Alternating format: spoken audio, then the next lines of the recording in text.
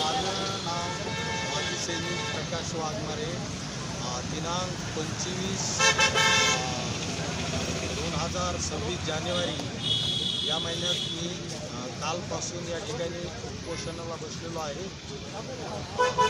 या माझ्या ज्या मागण्या आहेत ते या पाठीमागं बोर्डावर लावलेले आहेत त्याप्रमाणे माझे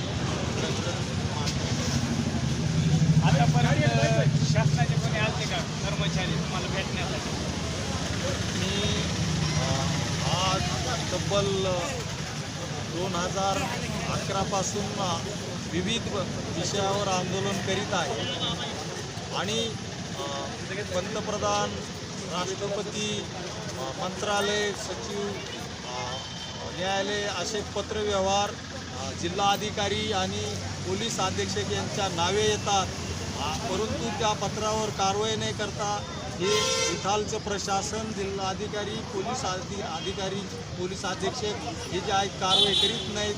आणि माझी आंदोलनाची, उपोषणाची ही जी वेळ जास्त टाईम वाढत आहे किंवा मला जो त्रास होत आहे केवळ या 2 महारथीमुळे इथं होत आहे. तसेच मी 2019मध्ये राज्यात व देशात या अन्याय अत्याचाराच्या विविध माझ्यावर ज्या अन्याय अत्याचाराच्या विरोधात भ्रमण केलेलं आहे आणि आताही माझ्या ताब्यातील शिवणी येथील गायरान जमिनीतील घरशेड पाडून 5 लाखाचं जे नुकसान झालेलं आहे, चोरी करून वस्तू नेलेल्या आहेत, अपराधी कॅमेऱ्यात दिसत आहे. परंतु इथालचा जे पोलीस अधीक्षक आहे नवनीत कावत हे त्यांच्यावर कारवाई करीत नाहीत. या अनुषंगाने मी बार त्यांना भेटत आहे, उपोषण करीत आहे. परंतु उलट माझ्यावर खोट्या केसेस जवळजवळ 8 यांनी पोलीस कार्यालयामार्फत लादण्यात आलेले आहेत आणि सतत माझ्यावर हे कार्यालय आणि जिल्हा अधिकारी कार्यालय दोन्ही मिळून एन्काउंटरपर्यंत प्रयत्न करीत आहेत. ही सैनिकाविषयी खेदाची बाब आहे.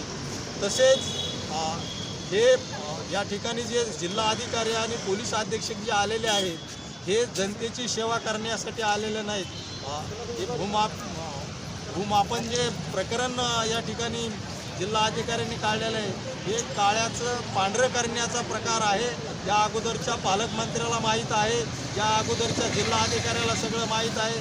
मी जे जयदत्त क्षीरसागरची जी खडी मिशन आहे मुची पिंपळगावला त्याच्याविषयी जिल्हा अधिकाऱ्यांना माहिती अधिकारात किती ब्रास रेल्वे रुळावर वापर करण्यासाठी खडी देण्यात आली याची माहिती द्या म्हणलेलं त्यांनी माहिती दिलेली नाही. तसेच